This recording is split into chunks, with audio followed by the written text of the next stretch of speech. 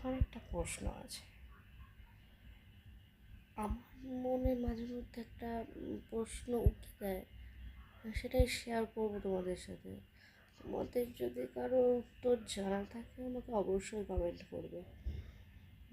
আমার প্রশ্নটা বলি, এটাই যে সবাই মরলে তো নরকেই যায়। তা এই জাপানি, চীন, চায়না, মানে কী বলবো, অস্ট্রেলিয়া, নিউ ইয়র্ক, যত যত 135টা না কতটাগুলো তো দেশ আছে। তো সব মানুষ যখন মরে তো ওই একটা নরকেই যায় না? 135টা দেশ মানে এতগুলোই নরক আছে।